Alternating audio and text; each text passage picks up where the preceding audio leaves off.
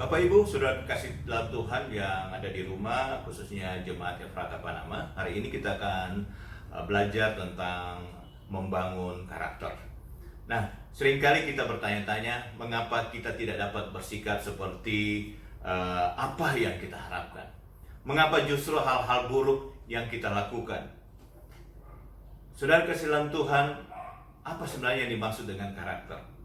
Karakter adalah sifat-sifat kejiwaan, akhlak, budi pekerti, watak atau tabiat yang membedakan seseorang dengan yang lain.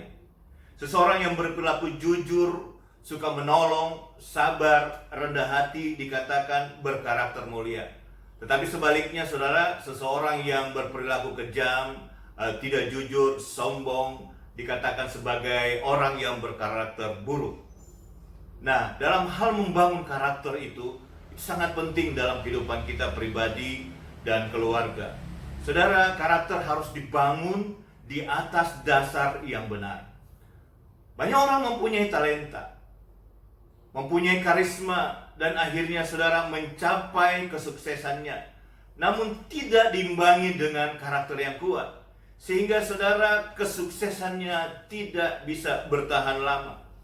Artinya apa bagi kita? Talenta, karisma bisa membawa seseorang mencapai puncak keberhasilan dan terkenal. Namun karakterlah yang membuat seseorang dapat mempertahankannya. Karakter terbentuk dari kebiasaan kita sejak kanak-kanak. Itulah sebabnya mengapa sangat penting peranan orang tua dalam mendidik anak-anak dengan dasar kebiasaan yang baik, saudara. Nah, anak-anak yang tumbuh dalam lingkungan keluarga yang baik dimulai dari cara orang tua mengajarkan nilai-nilai sejak mereka kecil. Misalnya harus berdoa saat mau makan atau saat bangun atau mau tidur. Berani berkata jujur saat melakukan hal-hal yang salah, meskipun harus mendapatkan sanksi atau hukuman. Membiaskan diri saudara kasih dalam Tuhan untuk disiplin dengan waktu dan tidak mudah menyerah saat menghadapi masalah atau persoalan. Rajin belajar, suka menolong, serta melakukan hal-hal yang positif lain. Kebiasaan-kebiasaan yang baik ini akan terus melekat pada diri anak-anak tersebut sampai ia menjadi dewasa, sehingga membentuk suatu karakter yang baik di dalam dirinya, sehingga dia memiliki pribadi yang tangguh untuk apa? Untuk mencapai tujuan hidupnya dengan cara yang benar, saudara. Mungkin saat ini ada saudara yang bertanya, bagaimana merubah karakter saya yang sudah terlanjur seperti ini? Atau dengan kata lain, dia memiliki karakter yang buruk. Perubahan karakter harus dimulai dari hati. Mengapa dari hati, saudara? Karena hati adalah pusat yang mengendalikan segala perkataan dan tindakan kita. Tuhan Yesus pernah berkata di dalam Matius 12 ayat 34b, karena yang diucapkan mulut meluap dari hati. Bahkan dalam Matius 15:19 katakan bahwa karena dari hati timbul segala pikiran yang jahat, pembunuhan, persinahan, percabulan, pencurian, sumpah palsu, dan hujat. Saudara kasih dalam Tuhan, itu yang keluar dari dalam hati. Dalam Amsal pasal yang ke-27 ayat 19 dikatakan, seperti air mencerminkan wajah, demikianlah hati manusia mencerminkan manusia itu. Coba saudara pergi ke satu danau atau sungai yang tenang. Atau saudara mungkin ada di rumah ember atau baskom. Ya, saudara bawa di luar, biarkan dia dalam kondisi yang tenang, air itu jangan tergoncang, dan saudara memperhatikan wajah saudara. Ya, persis, ya seperti cermin. Kita akan melihat ya wajah kita.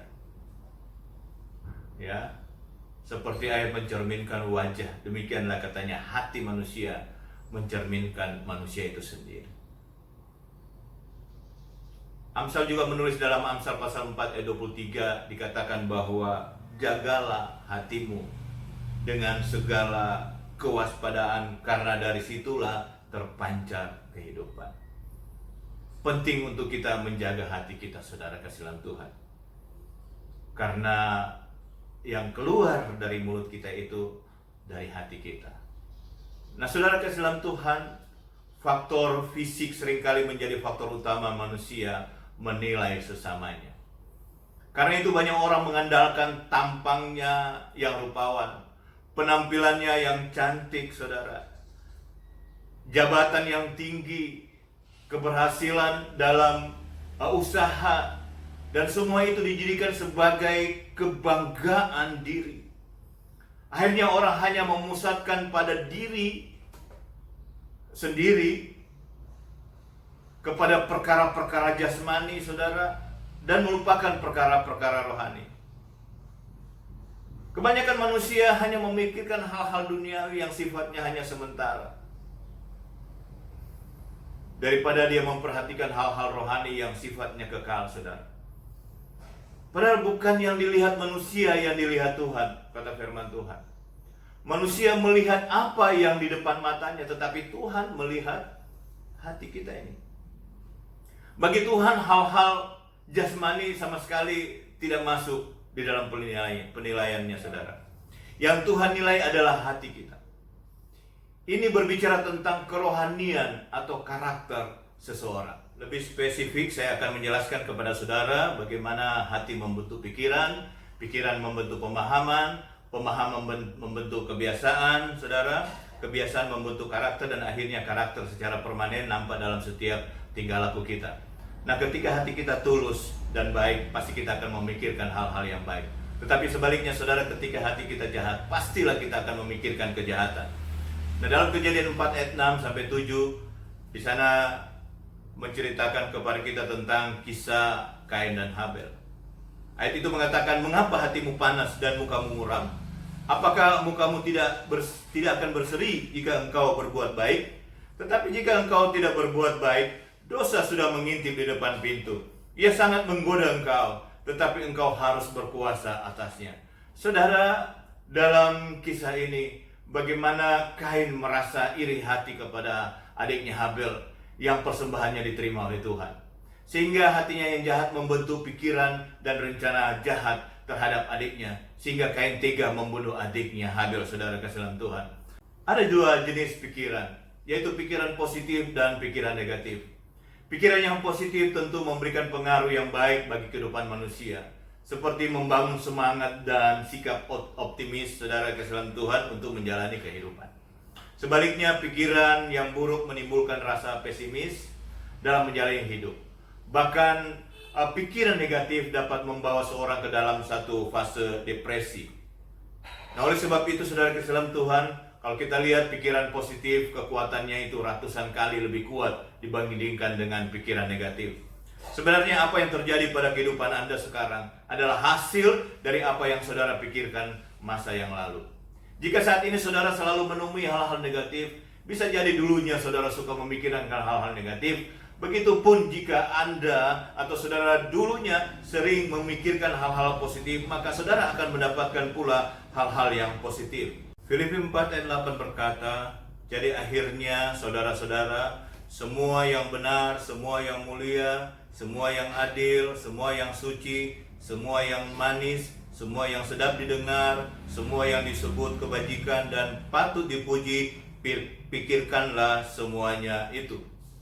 Nah, pikiran negatif dengan mudah menghalangi bahkan mematikan potensi saudara yang sebenarnya sangat besar, saudara.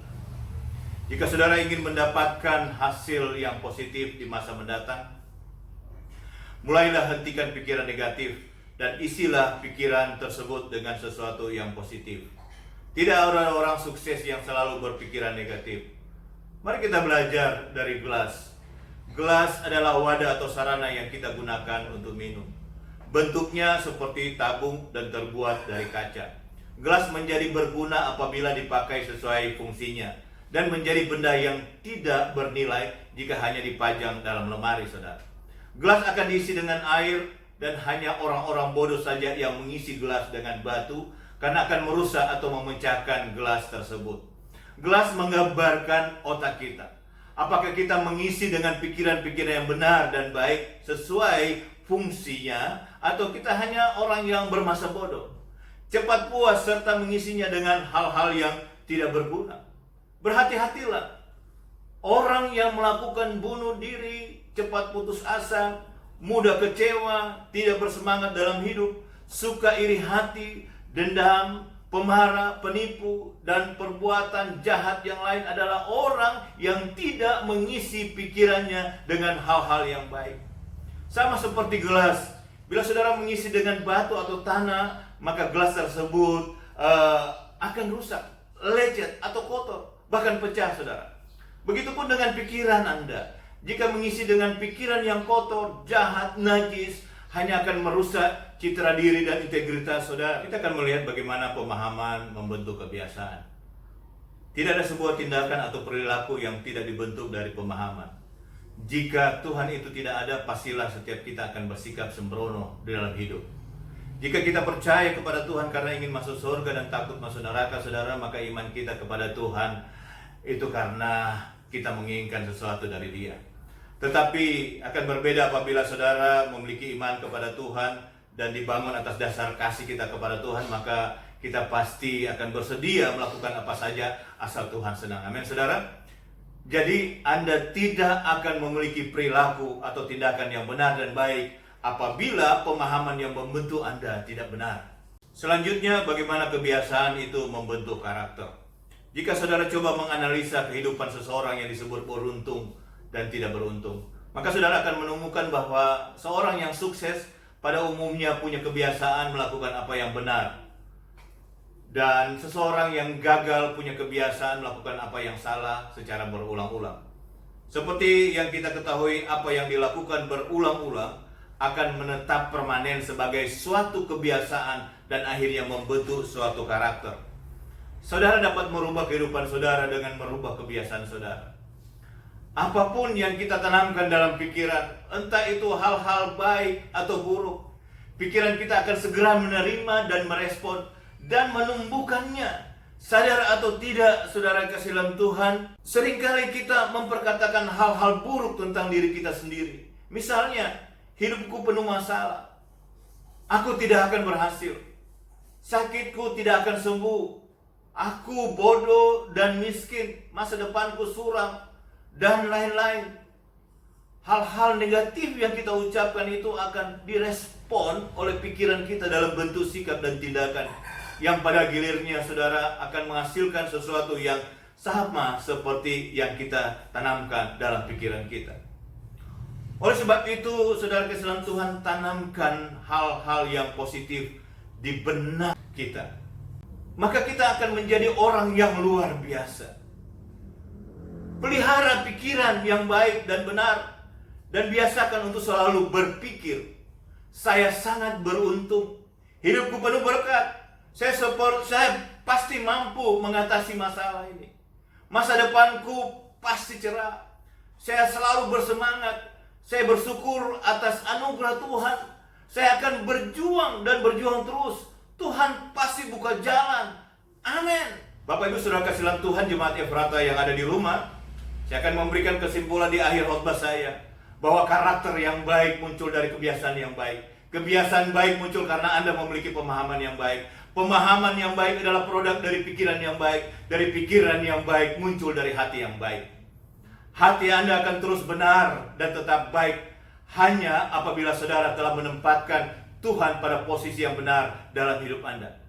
Jika Tuhan penguasa hati kita, maka kita akan bertanggung jawab penuh atas setiap tindakan yang kita lakukan. Amin. Puji Tuhan. Tetap semangat. Tuhan Yesus memberkati kita semua. Shalom.